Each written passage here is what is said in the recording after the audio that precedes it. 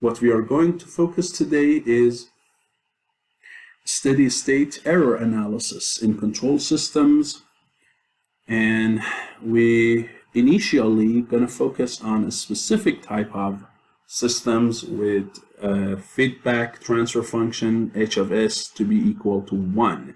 We call them unity feedback control systems. Why do we consider this a special case? I'll tell you in the beginning is for simplicity in the analysis, but I'll show you later if h of s is not equal to 1, how do we analyze a steady state error. So in the analysis of steady state error of a control system to any arbitrary input, the goal is this.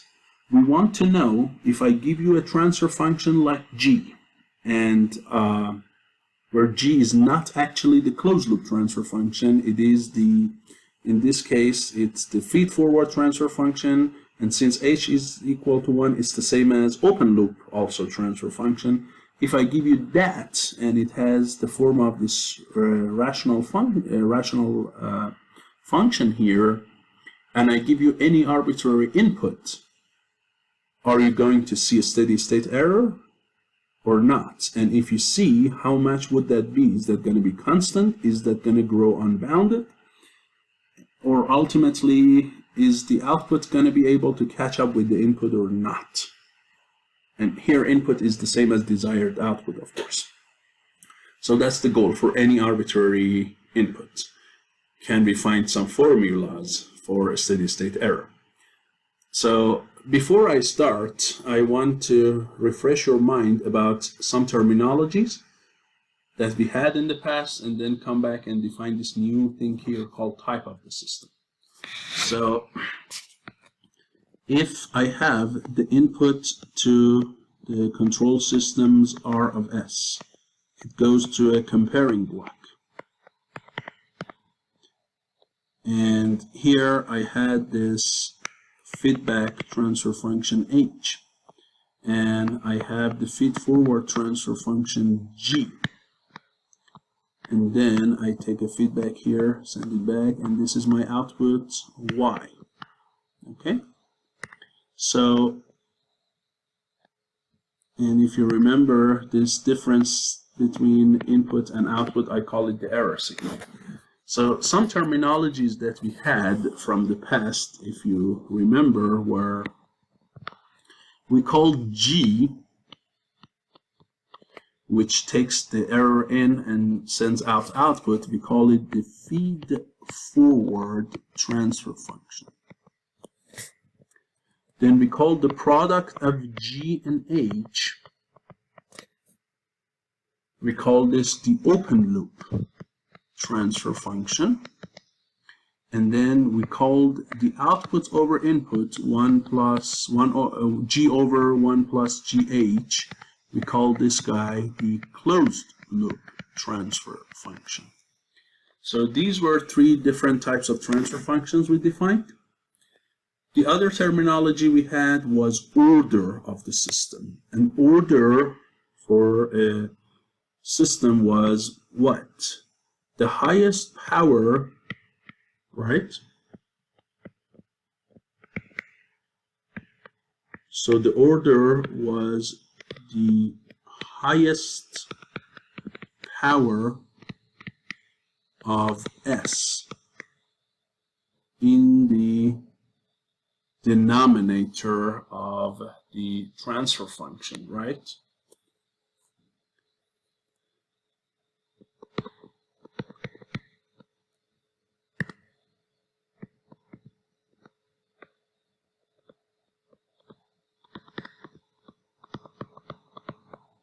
And by the way, I think we have to focus on the whole thing, not just 1 plus GH. So if I look at this closed loop transfer function and look at the denominator of that, the highest power in the denominator is called the order of the system.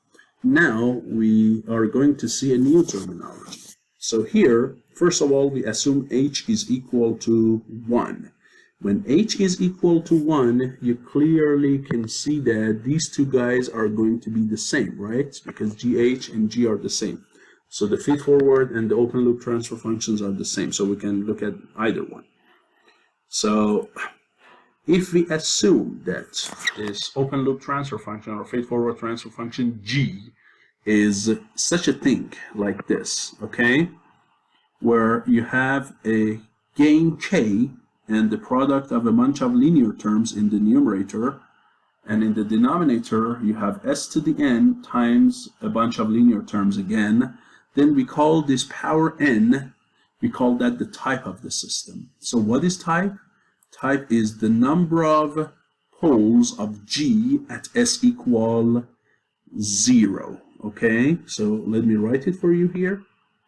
So if I look at G or G times H, doesn't matter, then we call the number of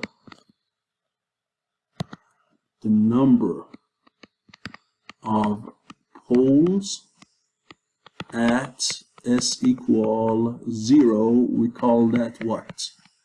The type of a system.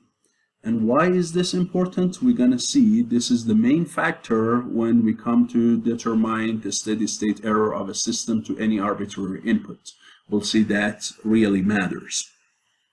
Okay, so far the definition of type is clear, the number of poles at 0 for G of s. Assuming again here h of s equal 1, we'll see when h is not 1, what would we do? So, okay, fine. Now let's focus on calculating the steady state error of a system. So if you remember from before the spring break, the steady state error of a system was defined to be the limit of the error as time goes to infinity, which is based on the initial final value theorem, is equal to s e of s as s goes to 0. For error, we write it as input minus output, then we factor out input, and then for the output over input, we replace it with what? With the closed loop transfer function, g over 1 plus gh. In this case, h is 1, so it's simply going to be g over 1 plus g.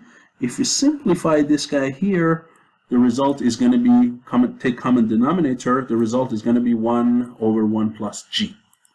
So this formula, this guy here in the red box, is what we had before the spring break. Limit of SRS divided by 1 plus 1 divided by 1 plus g. It's g times h, but here h is 1. Okay, now let's see the effect of pole here. So we said we can give the system any arbitrary input. First, let's focus on this unit step input. In other words, r of s is equal to 1 over s. What happens when we give it to an arbitrary system, arbitrary g? So if we plug in 1 over s in this formula, that s and 1 over s would cancel out. So a steady state error will be what? Limit of 1 over 1 plus g as s goes to 0. So it's simply going to be what? 1 over 1 plus g at 0. And if we define the value of g at s equals 0, if we give it a name, call it k sub p. And the terminology for that, we call it the static position error constant. Okay, so we give this g at 0 a name and a notation kp. We call it the static position error constant. Why? I'll tell you in a minute. And we see that it all goes down to this value of kp, right? The steady state error depends on what? K sub p in response to which input? Step input. How does it depend? Of course, you can see this term is in the denominator. So the larger kp, the smaller the steady state error, right? So now, what's the dependence of this kp to the type of the system? You said type is important, right? So let's go and see. Why is it that this kp depends on the type? Well, if you remember, in general, we wrote g as this ratio. So, and kp is what? G at s equals 0. So wherever we see s in this function, we plug 0 for it. If we do, all of the linear terms will be 1, right? So they will all go away. And you will be down to what? K over 0 to the power n. Well, of course, if this n, this type of the system, is not 0, it's 1, 2, 3, what happens? You have a number k divided by 0, and a number divided by 0, we say it goes to infinity. So g at 0, which is the same as kp, it will go to what? Infinity. It's infinitely big. And if you put an infinitely big number in this denominator, what happens? Yes, the steady state error goes to 0, right? So you see, if this power n is anything other than 0, anything, if there is any pole at 0 for g, if there is any pole at 0 for g, then the steady state error for step input will go to what? 0. So the system can easily follow the step input without any steady state error. But what if the system type is 0? What if there is no pole at 0 for g? Then what happens? Of course, the static position error constant will be what? Will be equal to that gain k in the numerator of g. And it's not infinite, it's a finite number. So if you plug in a finite number back into this formula, what happens? Your steady state error will not be 0. It's 1 over 1 plus k, right? So what does it mean? It means a type 0 system can never catch up to the step input. It can never follow the step input with 0 error. It will ultimately show some error. You can never exactly match the output and input at the end of your control loop time period or whatever, settling time. So it's not going to happen, okay? But we clearly see when the system is type 1, 2, or higher type systems, because this kp is going to be infinite, the steady state error is going to be what? 0.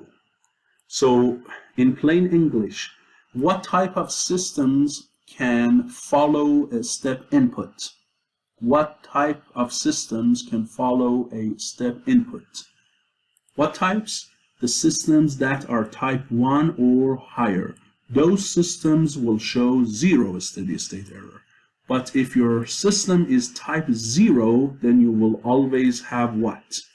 A finite, non-zero steady state error, okay? Now, so that was in response to what? to, excuse me, to a step input.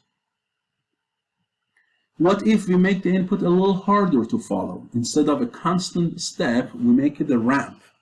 So we'll make our input time variant, and we make it grow with time.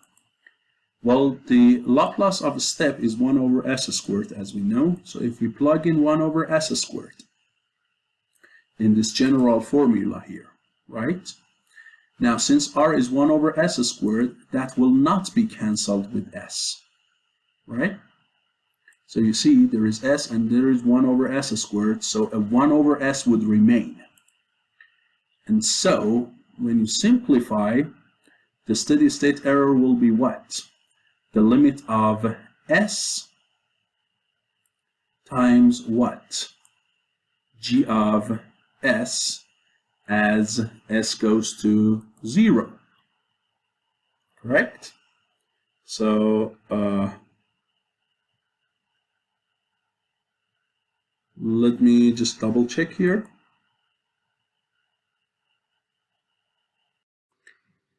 Okay, yeah, I double checked it. That's correct, because when s and 1 over s squared cancels, you get an s in the denominator, and that s is multiplied by 1 and gs.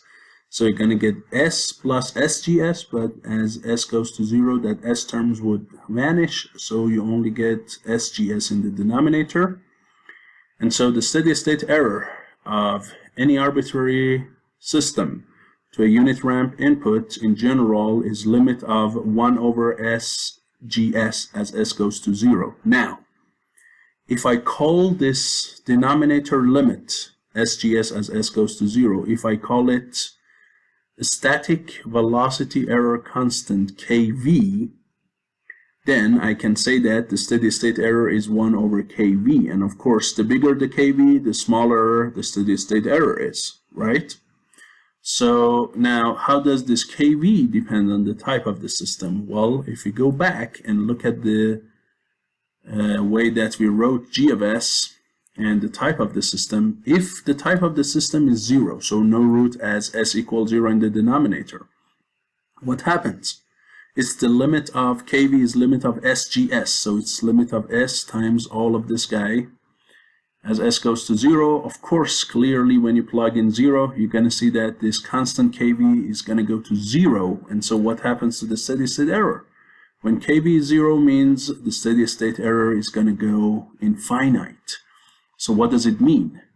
It means a type 0 system can never follow a unit ramp input, even with the constant, with the finite steady state error. Remember, type 0 systems could kind of follow a unit step input, not perfectly, but with the finite what? With the finite steady state error. But now when the input is more difficult to track, when the input is a ramp instead of a step, and it's increasing, it's not just constant, it's just increasing with time, these type 0 systems will have even more difficulty tracking and following this input. So when the input is easy, a step, they show some constant but finite steady state error. But now, when the input is ramp, the error for a type 0 system will be what? Infinite. So the difference between input and output will grow bigger and bigger, and output can never catch up with the input, okay? And this difference gets bigger and bigger. Now, what if the type of the system is 1? Remember, type 1 systems had no problem following a step input. Their steady state error was 0. They could easily follow a step input. But what if the input is ramp? Well, if you look at this KV for a type 1 system, type 1 has S to the 1 in the denominator of G.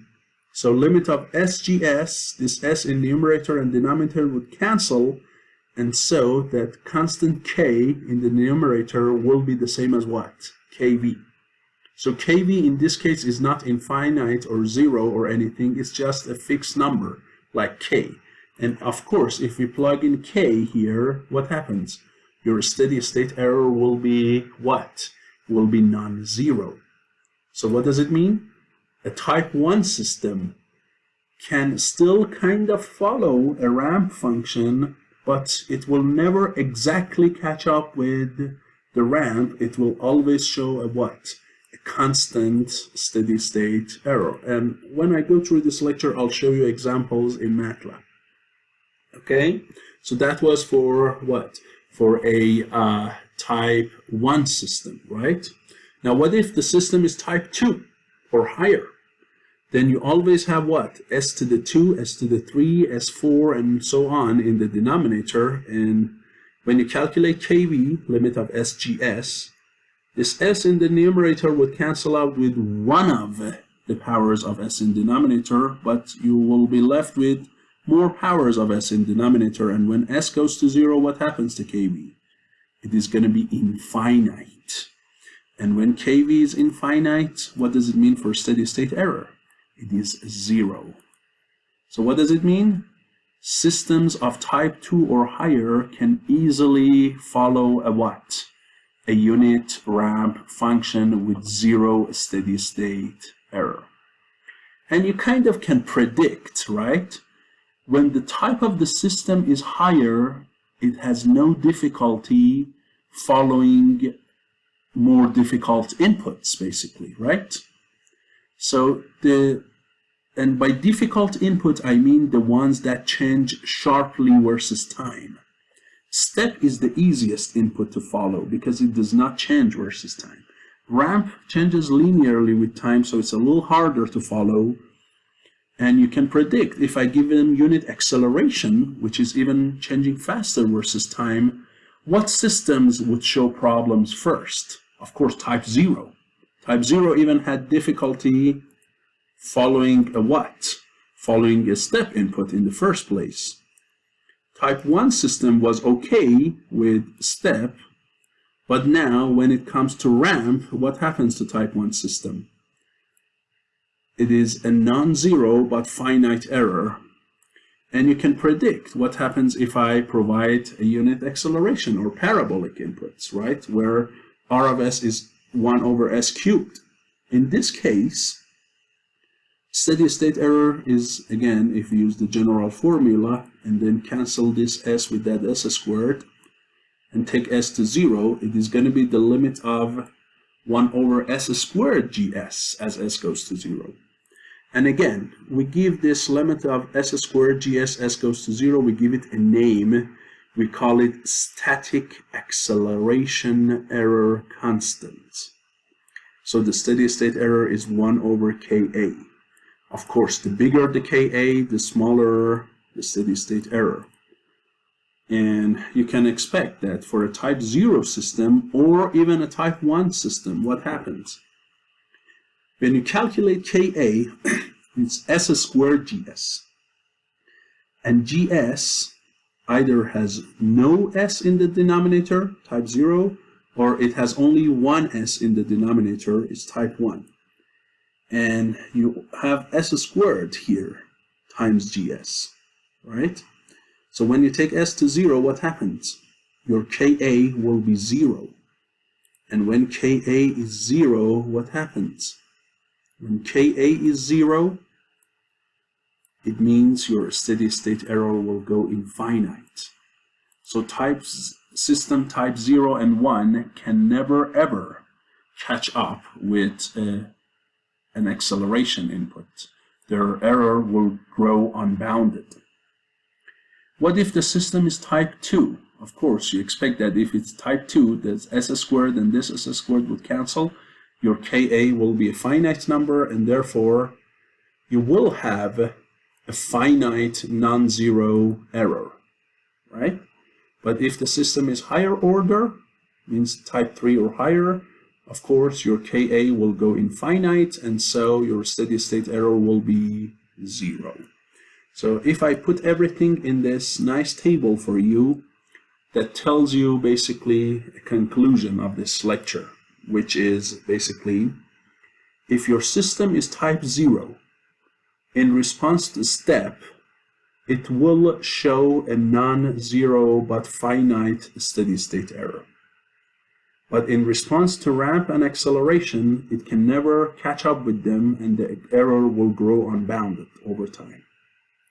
If it's type 1, then it can easily follow a step input with no error. When it comes to ramp, it shows some non-zero but finite error. And when it comes to acceleration, then the error goes unbounded.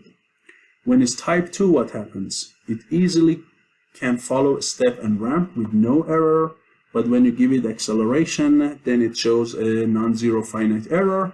And if, of course, the system is type 3 or higher, it will not show any error to any of these 3 inputs. So the conclusion of this lecture is this. The higher the type of the system is, the easier it can follow what? Time varying inputs, right? The easier it can follow time varying inputs, more difficult inputs. And the lower the type of the system is, the harder time it will have to follow some inputs. Okay, so that's the conclusion about the effect of type of the system on the steady state error. Now, let me tell you a few important things that really matter. One is, I told you the name of these guys. Where do we get the names? Like a static acceleration error constant, a static velocity, or a static position constant. Of course, the name kind of, as you can see, it is related to the type of the input. Because this input is a unit acceleration input, so this error related to that, this constant and this error related to that, I call them what? Acceleration error constant. Okay? And here, because if you look at the ramp input, well, the ramp is, compared to acceleration, ramp is like what? It's like the derivative of acceleration, correct? Is that correct? Yes. So I can call a ramp like a velocity input. Now you might get a little confused here. If ramp is the derivative of acceleration, how can I call it velocity? Because velocity is not the derivative of acceleration, it's the integral of acceleration. And you might be right, but I tell you that this is the convention for naming this error. We call it static velocity. And velocity here, because again, the input is basically linearly changing with time. So it might not be 100% relevant to what you learn in dynamics. So don't get confused here by comparing these errors and these inputs to the notions of velocity and acceleration that you had in dynamics. And also position here is again to a unit step input, and step is the derivative of ramp, but position is not the derivative of velocity, it is the integral of velocity. So I don't want you to get confused. Just keep in mind the convention in naming this constant. Kp, we call it static position error, Kv is static velocity error, and Ka is static acceleration error constants. Now, a couple of other important things is, you might say, well, we found these nice formulas which are shown in this table, and we found them all based on one simplistic assumption that h of s is equal to 1. What if h of s is not equal to 1? Can we still use these formulas? And the answer is, you need to do some modification to make it happen. What do I mean? So this is what I mean. So the system we have currently is unity feedback, right? So what we have is the input comes in, goes to G, and the output goes out, right? This is Y, this is R, plus, minus, and H is equal to 1. So the closed loop transfer function Y over R for this system is equal to what? G over 1 plus GH, and of course H is 1. In a general sense, the system that we have has G as feedforward,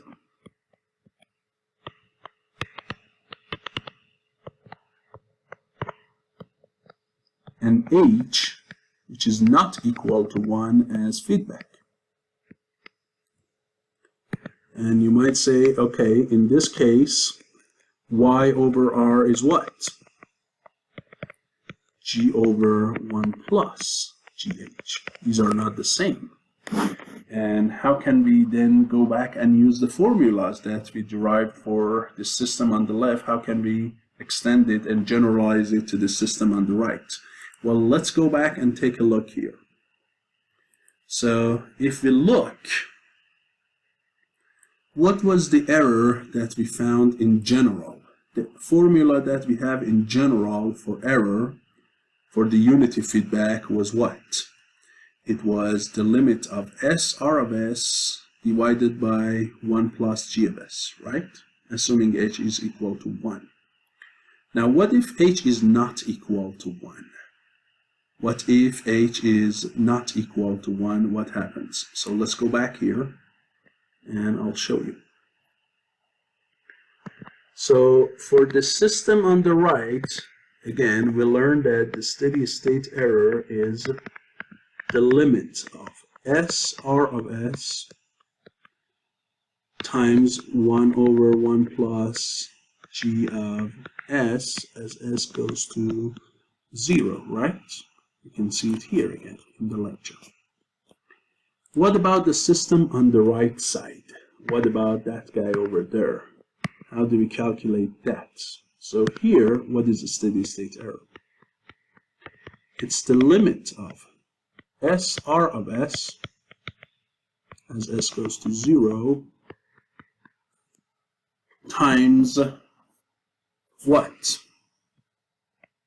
1 minus y over r, and y over r in this case is g over 1 plus gh. Correct? And if we simplify this guy or take common denominator, basically it is what? It is 1 plus gh minus g divided by 1 plus gh. Now, if we compare these steady state errors on both sides, so the r, assuming that the input is the same in both cases, and s, of course, is the same in both cases. So what we need is these two guys in boxes to be the same, so that we can use the same formula for them. So here, this is what I would do.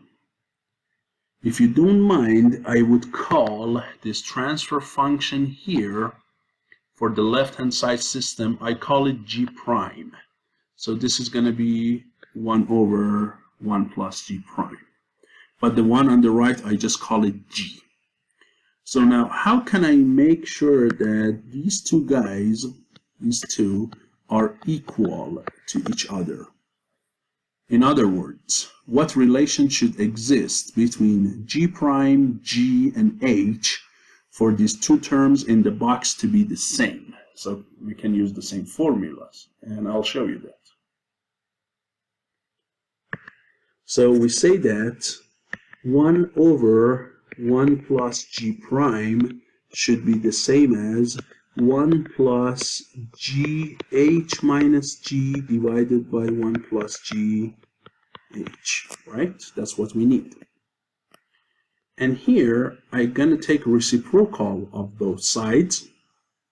So it is going to be 1 plus g prime, yes, is equal to 1 plus gh divided by 1 plus gh minus g, if you all agree for the moment. And now I'm trying to find g prime as a function of everything else, so I take the 1 to the other side, and so g prime will be what? 1 plus gh divided by 1 plus gh minus g minus 1, and again we're going to take common denominator. So that whole term will be minus g, so you're going to get positive g here. Okay, and this guy is my conclusion. This one here. If you want, I can clean this up so that you can see the final answer. Okay, so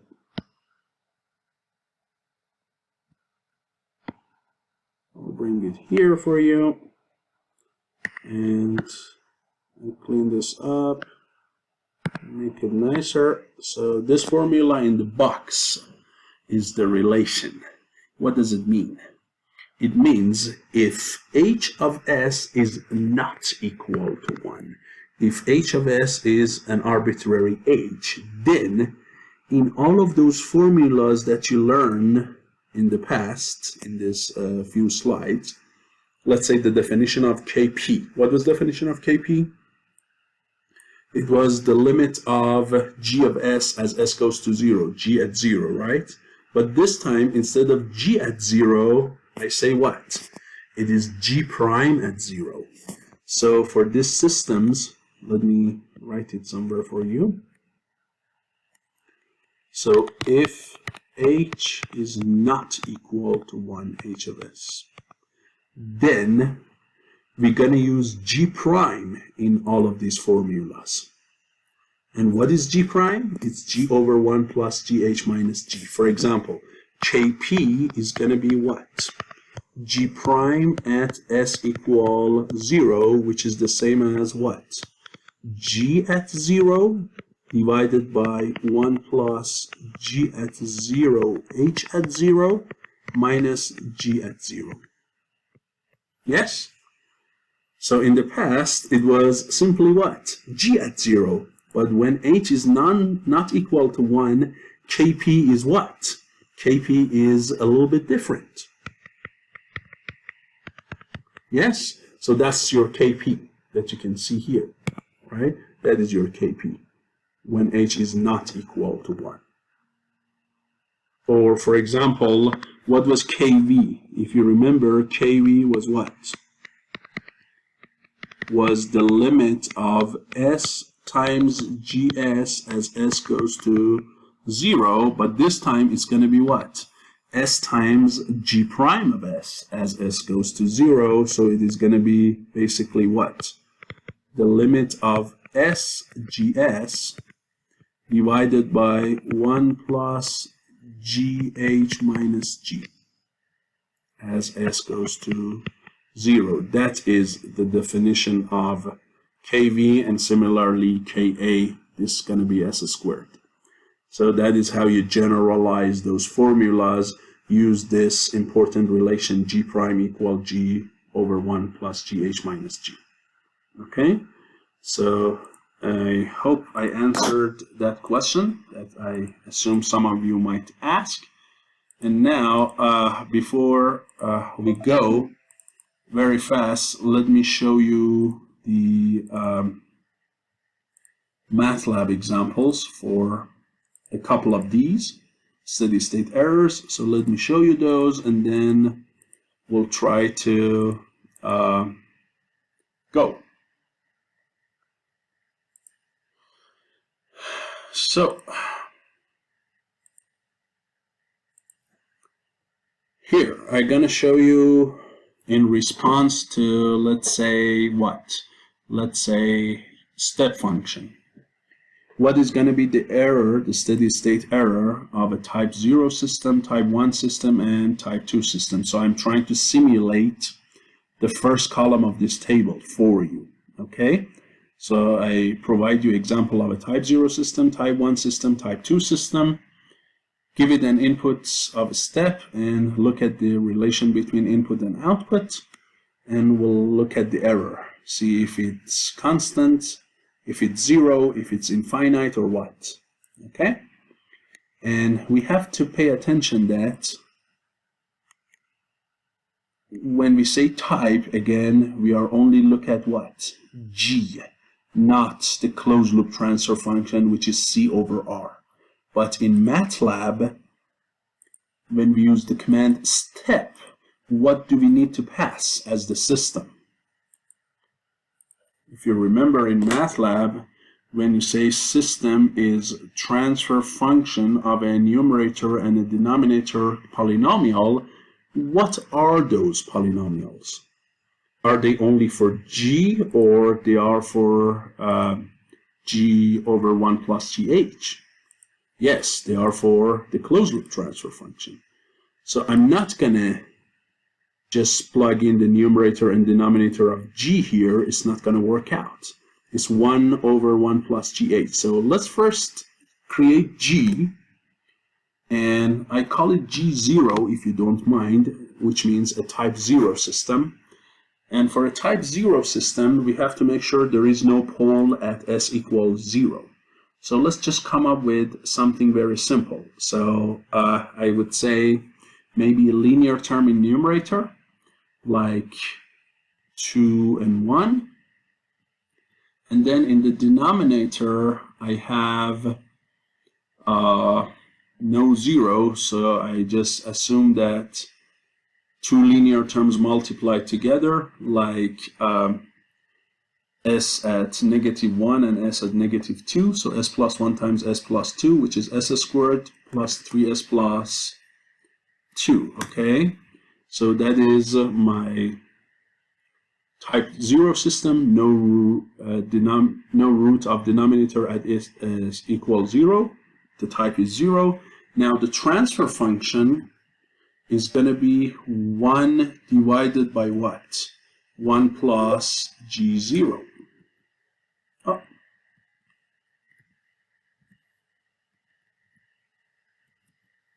Right?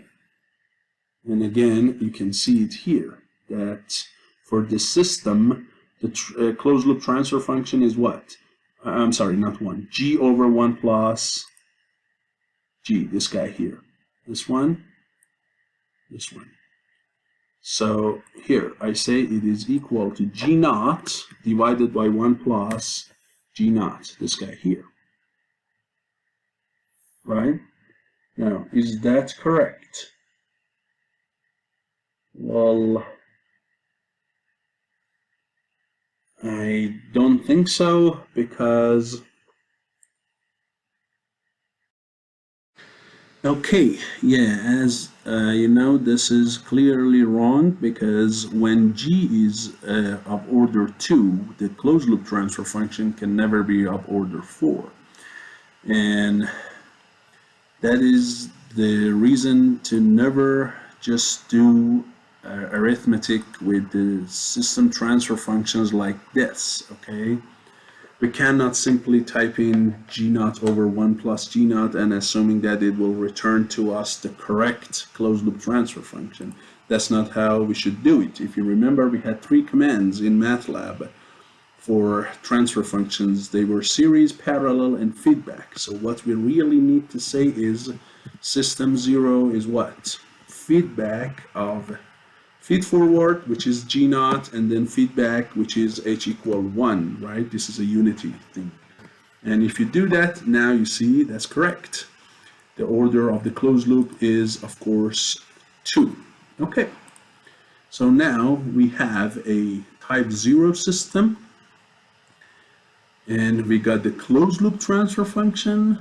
Remember again, when we want to find the step response of a system, what we need to pass to the step command is always a closed loop transfer function, not only just g. So now we define some time and say time goes from 0 with some increment to, let's say, 50 seconds. Then we say the output y naught is equal to step of system 0 and t.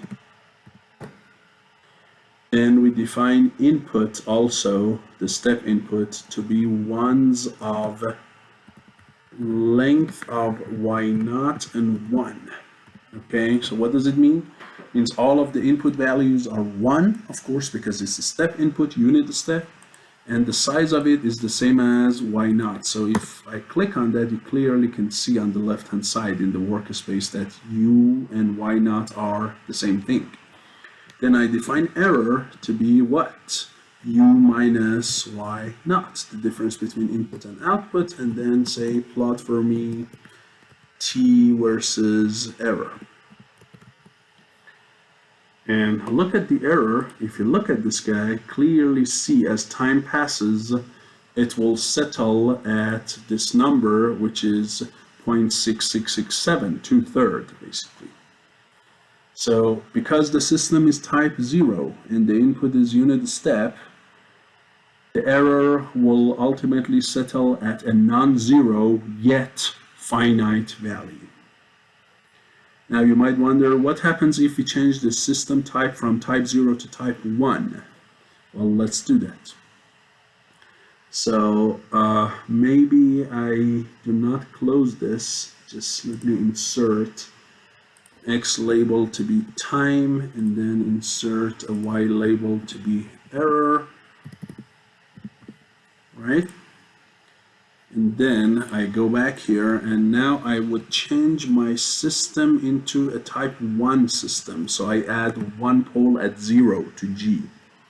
And I call it G1 instead of G0. So clearly you can see now this system is type 1 because you can factor out S in the denominator, and there is one pole at S equals 0. So it's type 1 system. Then I get the closed loop transfer function of this type 1 system. System 1, clearly see it's a cubic, so its order is 3. Then I use the very same time and now get the output of this system, call it Y1, and they're all the same size, so I would choose the same U, and I define the error E1 to be the difference between U and Y1. Now I'm going to plot this guy for you as well on the top of the previous one in a different color. Now, as you expect, what happens? The error for a type 1 system is going to go to 0 in response to a step input. And that was completely expected. So I can click on legend, and this one I call it type 0, and this one I call it type 1, right? So this graph can easily show you a sample thing in MATLAB that in response to step input. And let me add also a title for you, so a little MATLAB practice. So error in response to unit step input. Maybe I say steady state error in response to unit step input. Okay, so this clearly can tell you how to simulate these kind of systems in MATLAB.